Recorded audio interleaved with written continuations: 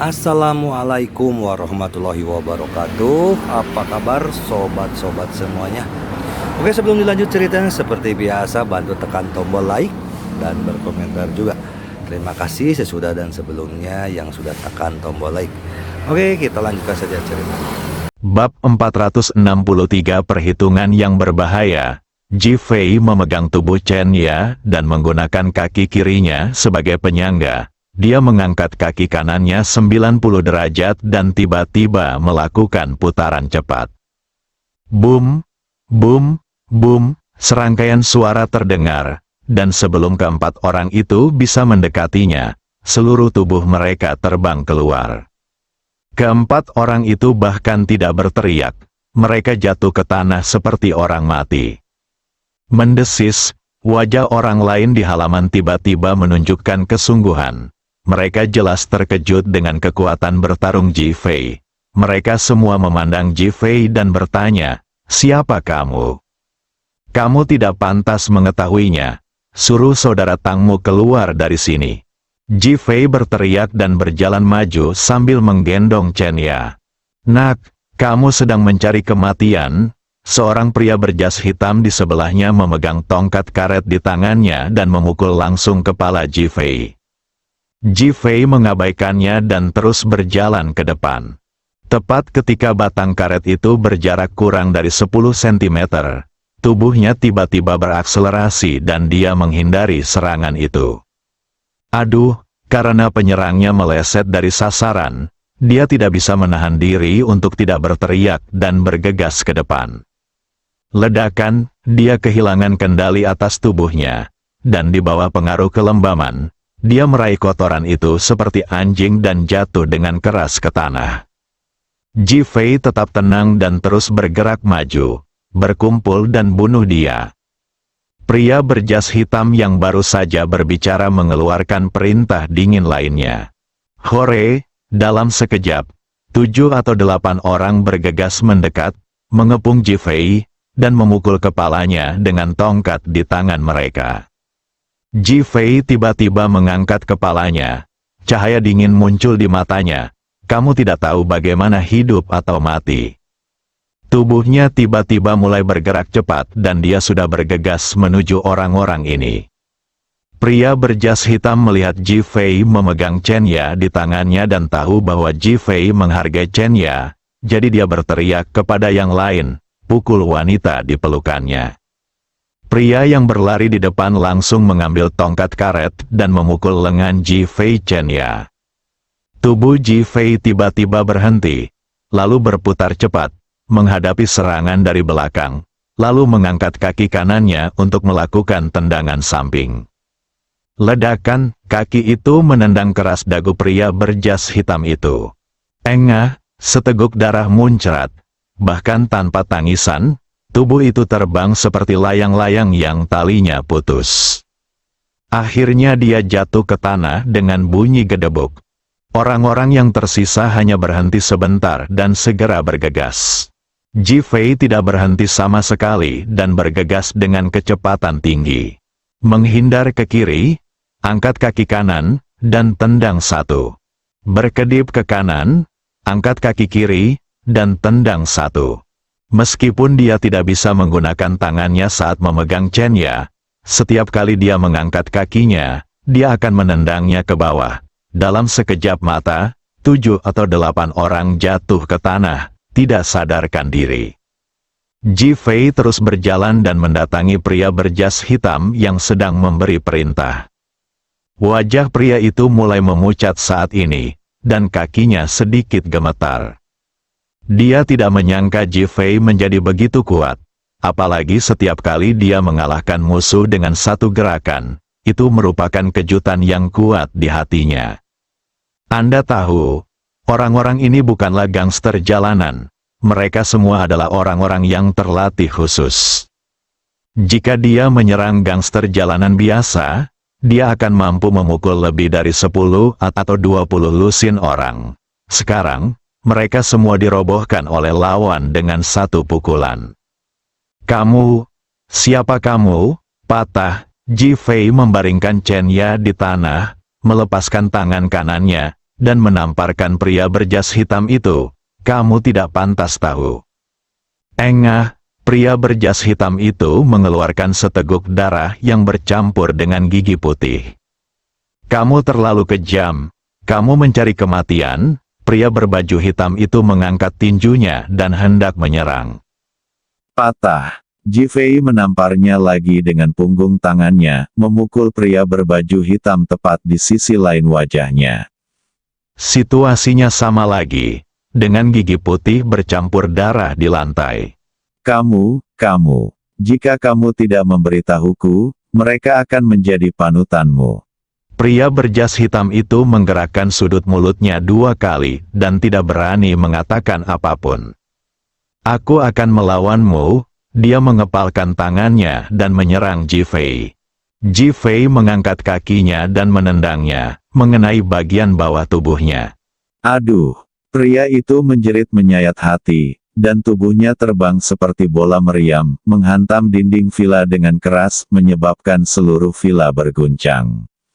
Saudara Feng Wangfeng bahkan tanpa sadar mengangkat tangannya untuk menutupi bagian bawah tubuhnya, merasakan hawa dingin datang dari punggungnya.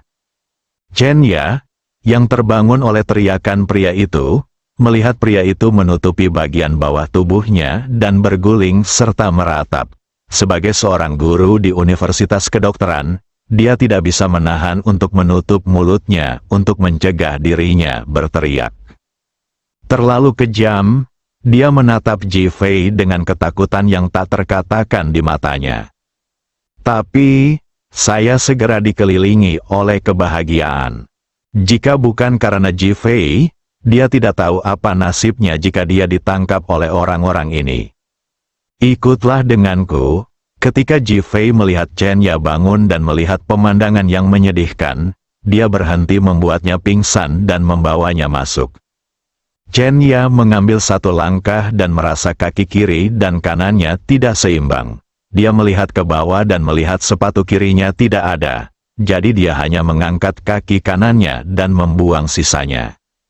Saya tidak tahu apakah pria berbaju hitam itu hanya beruntung, tetapi sepatu Chen Ya sepertinya memiliki mata, terbang ke arahnya, dan tumitnya jatuh langsung ke mulutnya yang berteriak.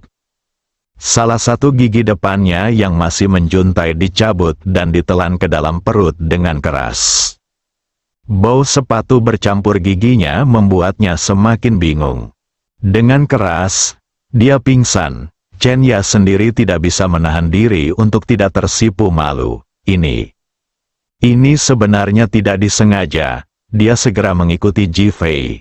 Jifei memasuki villa, baru saja membuka pintu, berbalik dengan cepat, menjatuhkan dirinya ke tanah dengan Chen Ya di pelukannya, lalu berguling dengan cepat. Bang bang bang, suara serangkaian peluru menghantam tanah terdengar. 4 orang dengan senjata api muncul di pintu dan mulai menembaki Jifei. Jifei sudah berdiri dengan Chen Ya di pelukannya. Tubuhnya seperti pegas, melompat dan menghindar dengan cepat di tanah. Peluru beterbangan di tanah. Bahkan ketika mereka berempat menembakkan peluru, baik Jifei maupun Jifei tidak terluka sehelai rambut pun. Saat mereka berempat hendak mengganti klip peluru, Jifei sudah mendekat. Dengan tangan terangkat dan diturunkan, dia memotong lengan setiap orang yang memegang senjata api. Chen Ya tercengang. Jifei benar-benar memotongnya dengan telapak tangannya, yang sungguh sulit dipercaya. Patah, lengan yang menahan api jatuh ke tanah, menimbulkan benturan keras yang bergema di halaman villa. Keempat orang itu mengeluarkan jeritan yang menusuk hati. Jifei melambaikan telapak tangannya lagi, dan tubuh keempat orang itu terbang ke kejauhan seperti layang-layang dengan tali putus, lalu pingsan dan terdiam.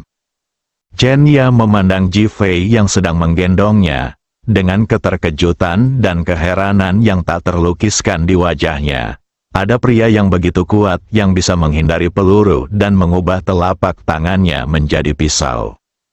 Haha, tiba-tiba, seorang pria tertawa terbahak-bahak dari dalam villa. Jifei, kamu cukup cakap, sayang sekali. Ji Fei dengan cepat melihat suara itu. Itu adalah layar lebar, dan orang lain mengenakan topeng. Kepala Ji Fei berdengung, mundur, Ben berteriak, memeluk Chen Ya dan lari. Setelah berlari 5 atau 6 langkah, Ji Fei mendengar ledakan besar di belakangnya. Mayat Ji Fei dan Chen Ya terlempar ke udara seperti balon dan terbang ke kejauhan. Bab 464 memalukan Ji Fei. Ji Fei, apa kabarmu? Chen Ya bangkit dari pelukan Ji Fei dan menatap Ji Fei di bawahnya, dengan air mata berlinang. Dia benar-benar tersentuh. Ji Fei baru saja melindunginya di depannya. Dan pada saat jatuh, dia memakaikannya lagi. Oleh karena itu, Ji Fei menjadi perisai dan bantalan daging, tapi dia tidak dalam bahaya. Ji Fei sedikit menyeringai, aku baik-baik saja.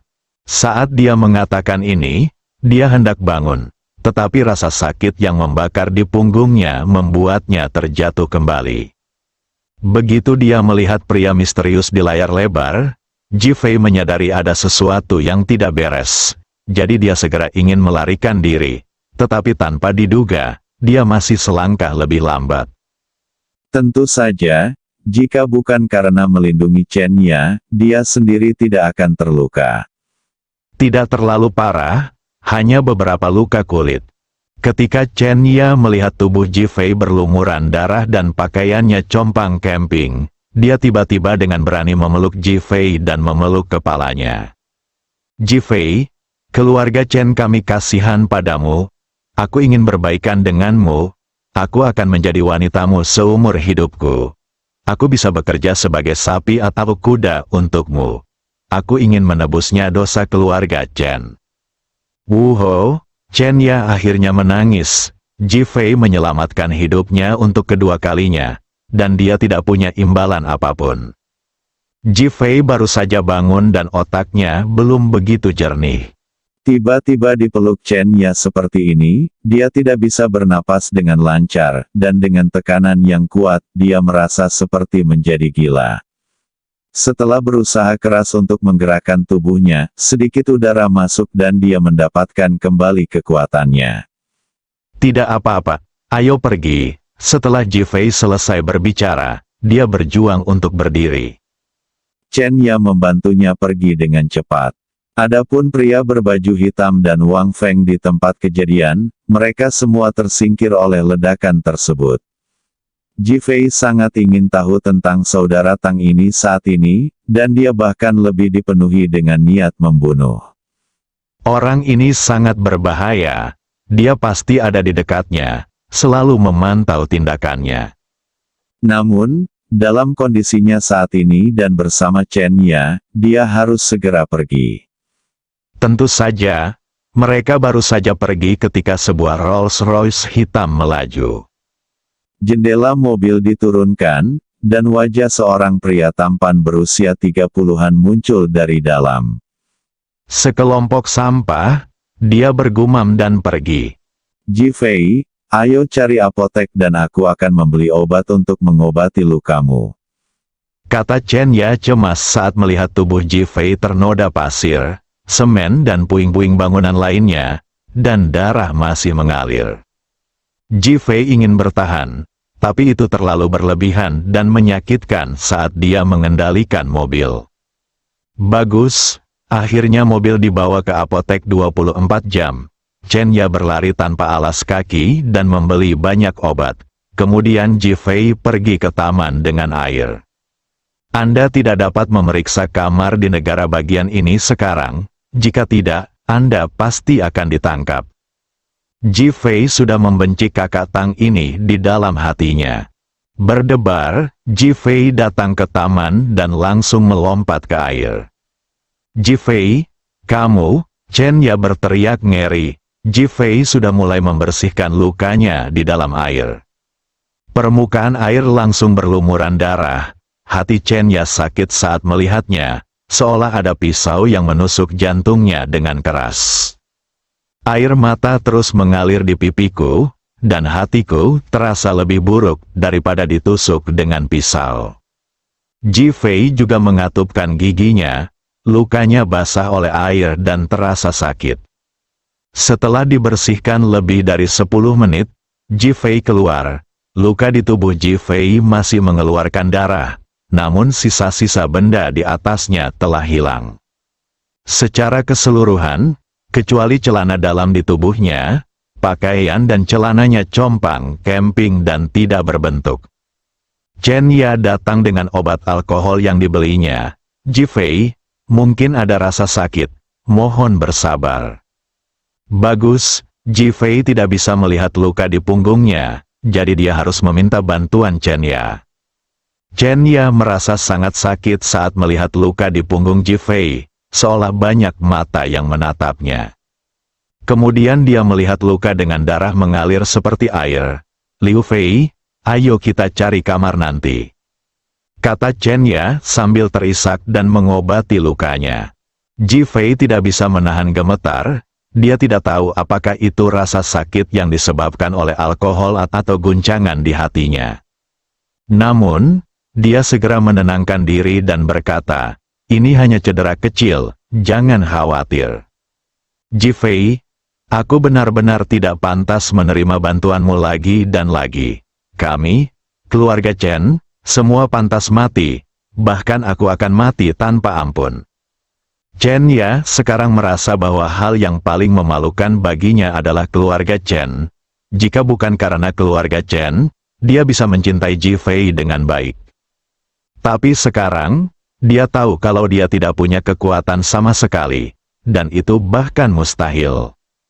Siapapun di keluarga Chen yang melakukan sesuatu yang buruk tidak ada hubungannya dengan siapa yang akan menanggung akibatnya.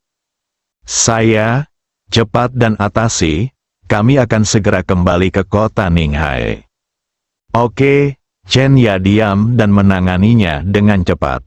Setengah jam kemudian, Ji Fei terbaring di kursi belakang sementara Chen Ya mengemudi. Dia ingin bertahan. Tapi jika dia bergerak, lukanya akan terbuka. Ujung-ujungnya, dia hanya bisa terbaring telanjang di dalam mobil. Bukan karena memikirkannya, tapi karena ada juga luka di pantatnya, Chen Ya tidak punya pilihan selain melepasnya saat menghadapinya. 2 jam kemudian, keduanya kembali ke gedung keluarga guru tempat tinggal Chen Ya. Li Ruoxi pasti akan patah hati melihat Ji Fei dalam keadaan seperti ini. Dia tidak bisa pulang, jadi dia hanya bisa tinggal di sini selama 1 malam. Berbaring di tempat tidur Chen Ya, setiap napas yang dia hirup dipenuhi dengan aroma Chen Ya, dan telanjang membuatnya sangat malu. Ada banyak sekali alpaka berlari di dalam hatinya. Jika orang tahu bahwa Raja Naga hampir terbunuh terakhir kali dan kali ini hampir terbunuh oleh bom, itu pasti akan menjadi lelucon. Saya tidak tahu berapa lama sebelum saya terbangun dalam keadaan linglung. Faktanya, bukan dia yang bangun, tapi panggilan telepon Li Ruoxi. Istri, Ji Fei, kamu di mana? Suara dingin dan tidak senang Li Ruoxi terdengar. Saat ini, matanya juga merah dan bengkak, dan dia kurang istirahat. Berpikir untuk memberitahu Ji Fei tadi malam bahwa jika dia berani mengirim Hu Sueyao pergi, dia tidak akan diizinkan pulang. Tetapi akhirnya tidak kembali sepanjang malam. Saya merasa marah. Tentu saja, itu juga merupakan kepedulian. Dia juga mendengar cerita Hu Sueyao dan mengetahui bahwa Ji Fei pergi untuk menyelamatkan orang.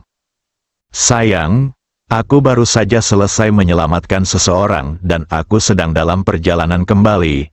Aku akan langsung pergi ke perusahaan sebentar lagi. Ji Fei berbohong. Li Ruoxi mendengar ini dan menarik napas dalam-dalam. Pulanglah dan istirahat.